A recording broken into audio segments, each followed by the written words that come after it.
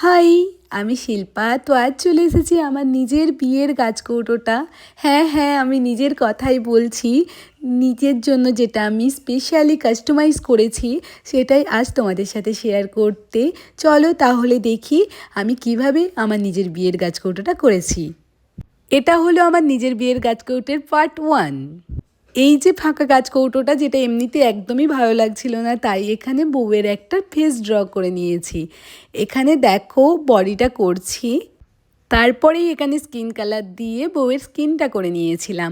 দেখো ফেসটা কেমন লাগছে গো, তোমরা জানিও তো।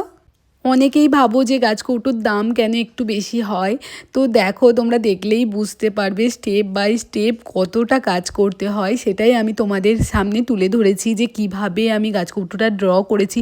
আর যারা চাইছো নিজেরা করতে, তোমরা এটা দেখে সম্পূর্ণ করতে পারবে।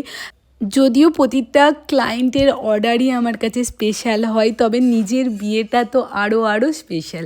সেই জন্য প্রতিটা কাজ আমি ধৈর্য ধরে নিখুঁতভাবে করার চেষ্টা করেছি। দেখো এখানে বউয়ের চোখটা ড্র করছি। এর সাথে সাথে আমার বেস্ট ফ্রেন্ডেরও গাছকৌটোটা আমি করেছিলাম, যেটা তোমাদের সাথে পরবর্তীকালে শেয়ার করব।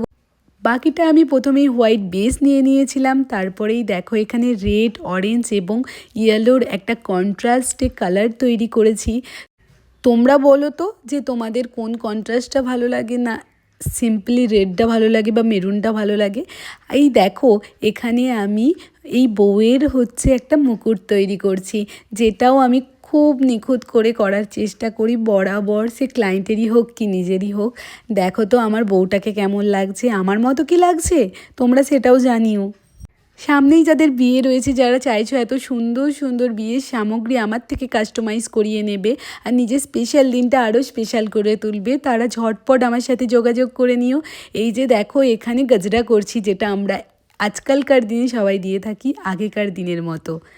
তারপরে এখানে বরমালাটাও করে নিলাম। তোমরা দেখো তো বউকে কেমন লাগছে। বাকিটা না হয় পরে দেখা যাবে, এই বাকি অংশটুকু পরের জন্য থাক।